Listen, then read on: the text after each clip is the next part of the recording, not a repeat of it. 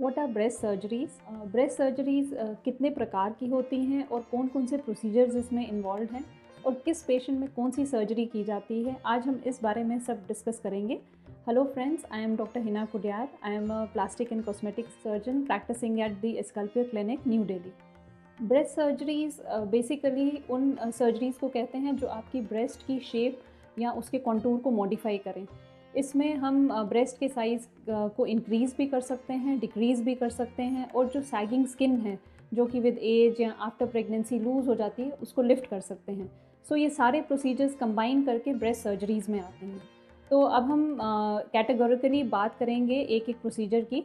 सबसे पहले मैं बात करना चाहूँगी ब्रेस्ट ऑगमेंटेशन की। तो ब्रेस्ट ऑगमेंटेशन एक ऐसा प्रोसीजर है जिसमें हम ब्रेस्ट साइज़ को इंक्रीज़ करते हैं और उसके शेप और कॉन्टूर को एनहांस करते हैं। ब्रेस्ट ऑगमेंटेशन उन फीमेल्स में किया जाता है जिनमें ब्रेस्ट साइज़ काफ़ी कम है या उनकी दोनों ब्रेस्ट में कोई एसिमेट्री है, तो उन फीमेल्स में ब्रेस्ट ऑगमेंटेशन का ऑप्शन हम देते हैं। अब ये ब्रेस्ट ऑगमेंटेशन किस प्रकार से की जा सकती है? हमारे पास दो तरीके हैं ब्रेस्ट ऑगमेंटेशन करने के लिए। एक है इम्प्लांट और दूसरा है फैट ग्राफ्टिंग। तो ब्रेस्ट इम्प्लांट जैसे कि आप सब जानते हैं बहुत ही कॉमनली डन प्रोसीजर है। इसमें हम सिलिकॉन इम्प्लांट्स यूज़ करते हैं ब्रेस्ट का साइज़ इंक्रीज़ करने के लिए, और काफ़ी सारे फैक्टर्स को कंसिडर करके हम एक ब्रेस्ट इम्प्लांट डालते हैं। जब कोई फ़ीमेल हमारे पास आती है तो हमें प्रॉपर मेजरमेंट्स लेके कितना प्रोजेक्शन उसको चाहिए, कितना ब्रेस्ट साइज़ इंक्रीज़ करना है, ये सब नज़र में रखते हुए हम उनका ब्रेस्ट ऑगमेंटेशन करते हैं विद इम्प्लांट।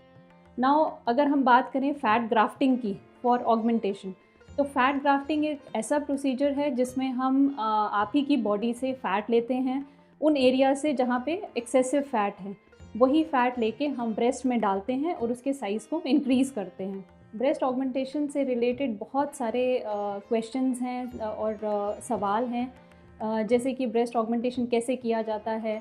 दो तरीक़ों से है, इम्प्लांट और फैट ग्राफ्टिंग। इन दोनों में क्या डिफरेंसेस हैं, कौन सा इम्प्लांट बेस्ट है, हमें कौन सा प्रोसीजर किस पेशेंट में करना चाहिए, तो इन सब सवालों के जवाब हम अपने सब्सिक्वेंट वीडियोस में आपको देंगे। दूसरा एक जो ब्रेस्ट प्रोसीजर है वो है ब्रेस्ट रिडक्शन का। ब्रेस्ट रिडक्शन एक बहुत ही ग्रैटिफाइंग प्रोसीजर है हमारी नज़र में भी और पेशेंट की नज़र में भी, क्योंकि जो रिज़ल्ट ब्रेस्ट रिडक्शन के बाद मिलता है उससे पेशेंट बहुत ही खुश रहता है। फर्स्टली एक तो वो अपने बहुत ज़्यादा इंक्रीज़ ब्रेस्ट साइज़ की वजह से परेशान रहता है, वो साइज़ हम कम करते हैं। प्लस जो उनको फंक्शनल प्रॉब्लम्स रहती हैं इस इंक्रीज़ ब्रेस्ट साइज़ की वजह से, जैसे नेक पेन, शोल्डर पेन, थोड़ा सा पोस्चर में प्रॉब्लम्स, फिर ब्रेस्ट के नीचे जो स्किन फोल्ड्स है उसमें रिकरेंट इन्फेक्शंस होना, ये सब चीज़ें भी करेक्ट हो जाती हैं ब्रेस्ट रिडक्शन से।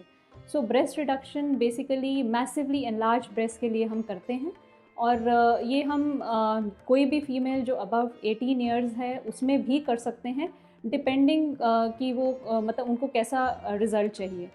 ब्रेस्ट रिडक्शन एक सर्जिकल प्रोसीजर है जिसमें हम बहुत ही जैसे शॉर्ट स्कार और वर्टिकल स्कार अप्रोच से ब्रेस्ट रिडक्शन करते हैं, बट उसमें भी जो स्कार है वो अराउंड द निप्पल, और एक वर्टिकल स्कार नीचे रहता है जो कि बहुत पॉपुलरली लॉलीपॉप स्कार के नाम से भी जाना जाता है।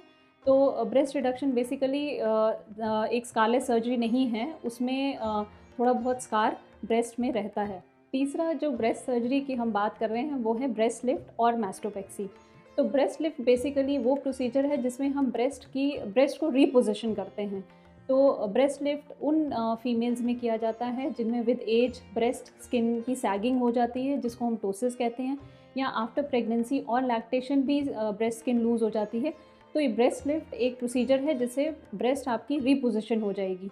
तो ब्रेस्ट लिफ्ट एक हम एज ए सिंगल प्रोसीजर भी कर सकते हैं और इसको हम कंबाइन कर सकते हैं विद ऑगमेंटेशन।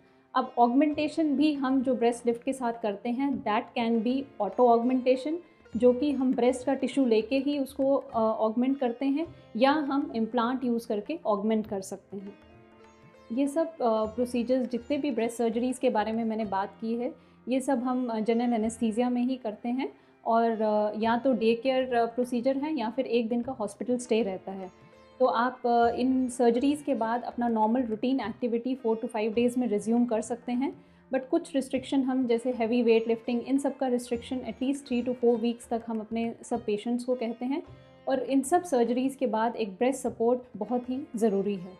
तो अगर आप सोच रहे हैं किसी भी प्रकार की ब्रेस्ट सर्जरी करने के बारे में, इधर वो ऑगमेंटेशन है या रिडक्शन है, तो प्लीज़ एक क्वालिफाइड प्लास्टिक सर्जन से मिलें और उनसे अपनी प्रॉब्लम्स डिस्कस करें, क्योंकि वही आपको बेस्ट बता पाएंगे कि कौन सा प्रोसीजर आपके लिए बेस्ट है। आई होप इस वीडियो के द्वारा आपकी कुछ हद तक क्वेरीज सॉल्व हो गई होंगी related to breast reduction, augmentation और लिफ्ट। तो अगर आपको अभी भी कोई भी डाउट है तो आप हमें कमेंट बॉक्स में लिख सकते हैं। हम आप उन क्वेश्चंस का आंसर करेंगे।